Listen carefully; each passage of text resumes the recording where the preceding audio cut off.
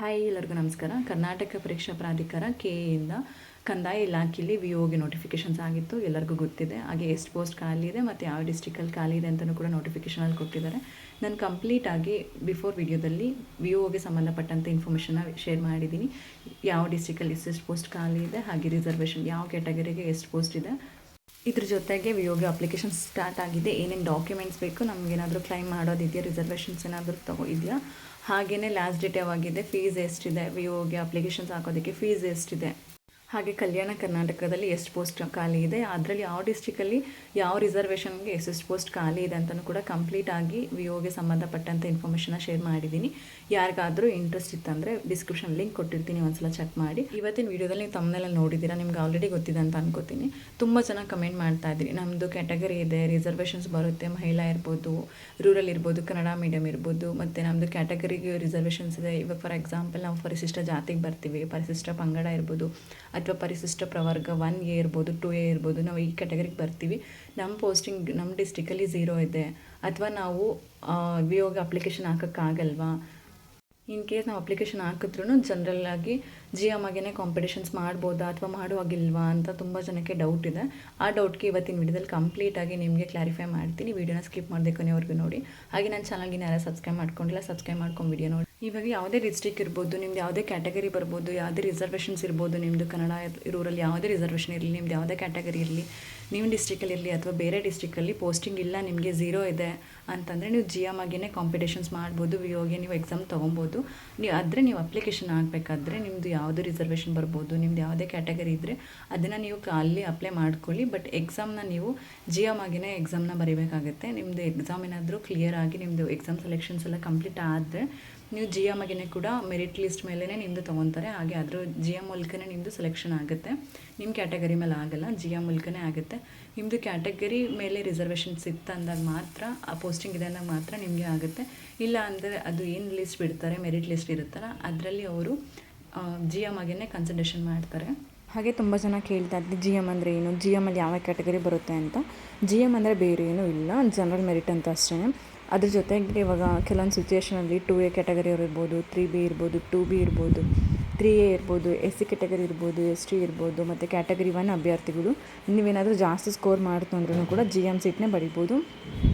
GM ಅಂತಂದರೆ open merit ಮೂಲಕ ನಿಮ್ಮದು ಸ್ಕೋರ್ ಆಗಿರುತ್ತೆ, ಅವಾಗ ನೀವು ಓಪನ್ ಆಗೇ ಸ್ಕೋರ್ ಮಾಡಿರ್ತೀರ. ಅದ್ರ ಜೊತೆಗೆ ಓಪನ್ ಆಗಿ ನೀವು ಕಾಂಪಿಟೇಷನ್ಸ್ನ ಮಾಡ್ಬೋದು ಅಂತ ಅಷ್ಟೇ. GM ಅಂತಂದರೆ ಓಪನ್ ಮೆರಿಟ್ ಅಂತ ಅಷ್ಟೇ. ನಿಮ್ದು ಯಾವುದೇ ಕ್ಯಾಟಗರಿ ಇದ್ರೂ ಸ್ಕೋರ್ ಮೇಲೆ ಡಿಪೆಂಡ್ ಆಗುತ್ತೆ, GM ಆಗಿ ಕಾಂಪೀಟ್ ಮಾಡ್ಬೋದು. ಇದ್ರ ಜೊತೆಗೆ ಇನ್ನೂ ಡೌಟ್ ಇದೆ, ನಾವು ಕಲ್ಯಾಣ ಕರ್ನಾಟಕದವರು ನಾನ್-HK ಡಿಸ್ಟ್ರಿಕ್ಕಲ್ಲಿ ಅಪ್ಲೈ ಮಾಡ್ಬೋದಾ ಅಂತ ತುಂಬ ಜನ ಕೇಳ್ತಾ ಇದ್ರಿ. ಹಾಗೆ ಅದ್ರ ಜೊತೆಗೇ ಕಲ್ಯಾಣ ಕರ್ನಾಟಕದವರು ನಾವು ಇಲ್ಲೂ ಅಪ್ಲೈ ಮಾಡಿ ನಾನ್-HK ಡಿಸ್ಟ್ರಿಕ್ಕಲ್ಲೂ ಅಪ್ಲೈ ಮಾಡ್ಬೋದಾ ಅಂತ ಇವಾಗ ವಿಒ ನೋಟಿಫಿಕೇಷನಲ್ಲಿ ಮೆನ್ಷನ್ ಮಾಡಿದ್ದಾರೆ. ಒಬ್ಬರು ಕ್ಯಾಂಡಿಡೇಟ್ಸು 1 ಡಿಸ್ಟ್ರಿಕ್ ಅಷ್ಟೇ ಸೆಲೆಕ್ಟ್ ಮಾಡ್ಕೊಬೇಕು, 2 ಆಪ್ಷನ್ ಇಲ್ಲ ಅಂತ ಹೇಳಿದ್ದಾರೆ.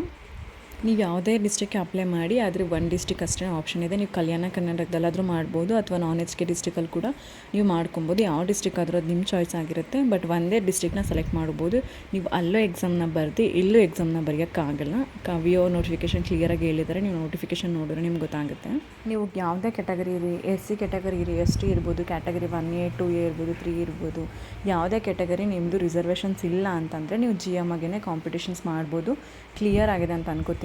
ಇವಾಗ ವಿಒ ನೋಟಿಫಿಕೇಷನ್ ನೀವು ನೋಡ್ತಾ ಇರ್ಬೋದು, ವರ್ಗೀಕರಣ ಮಾಡಿದ್ದಾರೆ ಡಿಸ್ಟ್ರಿಕ್ ವೈಸಲ್ಲಿ, ಯಾವ ಡಿಸ್ಟ್ರಿಕ್ಗೆ ಯಾವ ಕ್ಯಾಟಗರಿಗೆ, ಮತ್ತು ರಿಸರ್ವೇಷನ್ ರೂರಲ್ ಇರ್ಬೋದು, ಕನ್ನಡ ಮೀಡಿಯಮ್ ಎಷ್ಟು ಪೋಸ್ಟ್ ಇದೆ ಅಂತ ಅಲರ್ಟ್ ಮಾಡಿದ್ದಾರೆ. ಇದರಲ್ಲಿ ಆಲ್ಮೋಸ್ಟ್ ಎಲ್ಲ 0ನೇ ಇದೆ, ಎಲ್ಲೋ 1 ಅಥವಾ 2 ಅಥವಾ 3 ಅಷ್ಟೇ ಇರ್ಬೋದು.